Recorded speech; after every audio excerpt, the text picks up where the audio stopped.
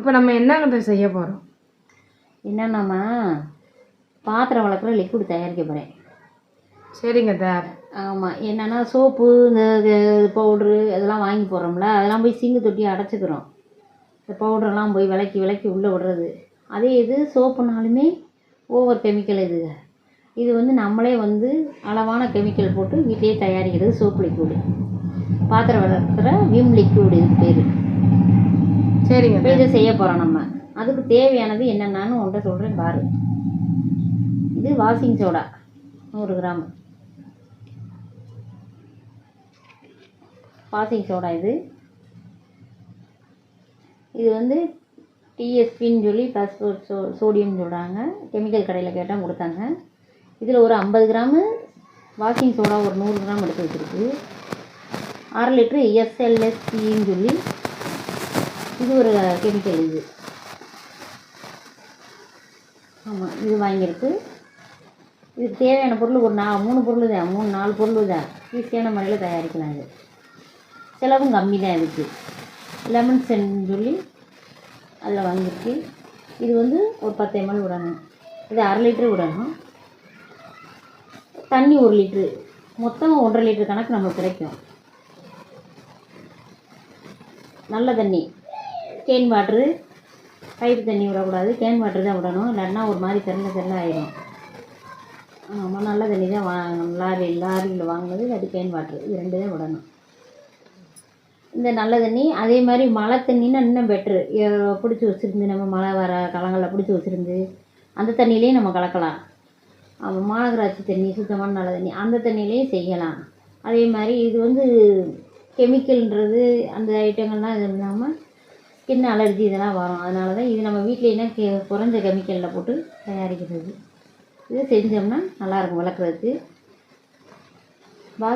செய்முறை விளக்கம் நான் சொல்கிறேன். என்னன்னு ஃபஸ்ட்டு சோடாவை போட்டுக்கிறணும். உள்ள நம்ம எடுத்து வச்சுருக்க டப்புக்குள்ளேயோ இல்லை வாளியோ எதுலேயோ உள்ள பிளாஸ்டிக் பொருளில் கலக்கணும். ஃபஸ்ட்டு சோடாவை சளிச்சு போட்டுக்கலாம்.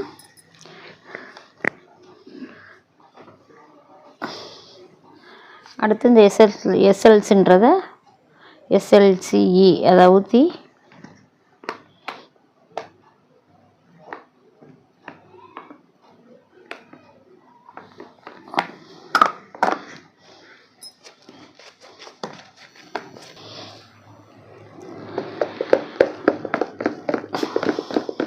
நல்லா கலக்கணுமா. தண்ணி கொஞ்சம் கொஞ்சமாக விட்டு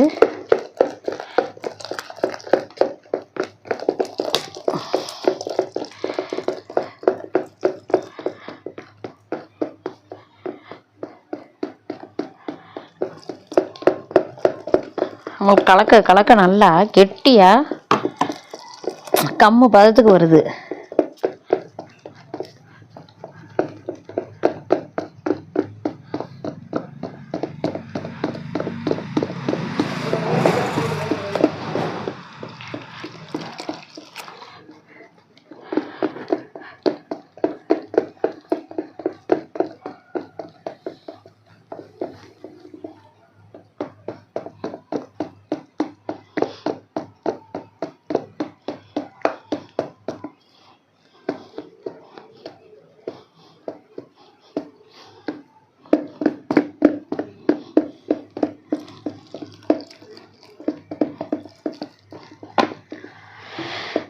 இப்போ 1 லிட்ரு தண்ணியும் 1/2 லிட்ரு எஸ்எல்சியும் ஊற்றிருக்கோம். ஊற்றி இப்போ கலக்கிறோம். சோடா போட்டிருக்கோம். இப்போ மொத்தம் 3 பொருள் போட்டிருக்கோம்.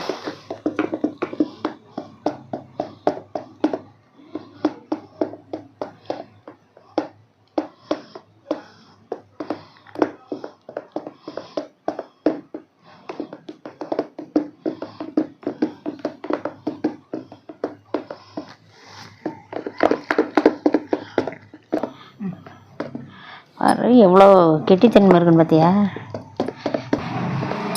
இப்போ பார்த்தியாம்மா எவ்வளோ கெட்டித்தன்மையாக இருக்குன்னு. நம்ம லிக்விடில் தண்ணியை ஊற்றி கலந்து பாத்திரம் வளர்க்குறதுக்கு கரெக்டாக இருக்கும்.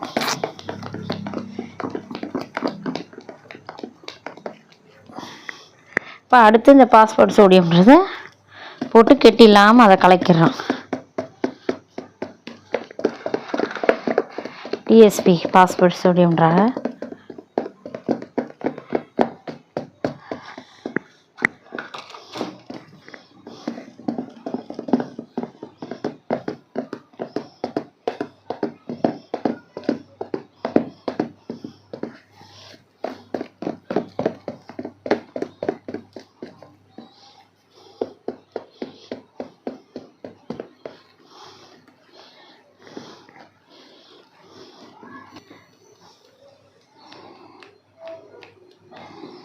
இதுவா இப்போ இது ஆரஞ்சு எல்லோன்றது வந்து அந்த வீம் லிக்விட் கலர் கிடைக்கிறது.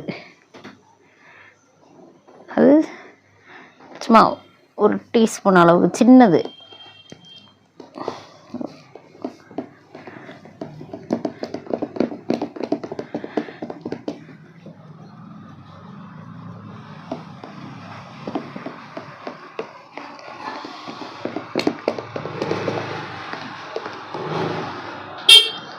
இது என்னென்னப்பா லெமன் செண்டு. இது விட்டால் தான் அந்த விம் லிக்விட் அளவுக்கு அந்த வாடை அதே மாதிரி நம்மளுக்கு கிடைக்கும். இது விட வேண்டியதும் இல்லை, தேவையில்லை. ஆனால் விளக்குறதுக்கு ஒரு மன திருப்தி வராதுல்ல விளக்குற பிள்ளைகளுக்கு. என்ன தேவைப்பட்டு விளக்குறோம் அப்படின்னு நினைப்போம். இதுன்னா விம்மு மாதிரி நம்ம நினச்சிக்கிட்டு விளக்குங்க. அதுக்காக தான் இப்போ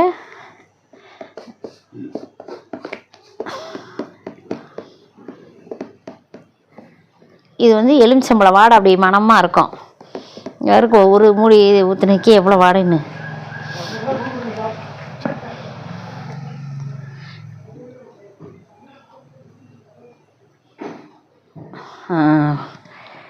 பத்து ml.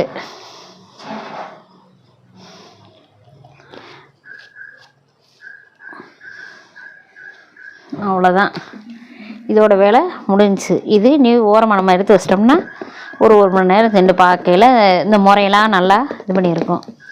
எடுத்து பாட்டிலில் சேமித்து வச்சுக்கிட்டோம்னா நம்மளுக்கு இது வந்து ஒரு 2 மாதத்துக்கு வரும். 2 மாதம் 3 மாதத்துக்கு கூட வச்சு விளைக்கலாம். நம்ம விளக்குறத பொறுத்து தான் இருக்குது. தண்ணி நல்லா கலந்துக்கிட்டு, கெமிக்கல் அதிகம் தேவையில்லைனில தண்ணி கொஞ்சம் நல்லா கலந்துக்கிட்டு தொட்டு விளக்குனோம்னா நல்லாயிருக்கும். அதே மாதிரி வந்திருக்கா நம்ம கடையில் வாங்குகிற மாதிரி.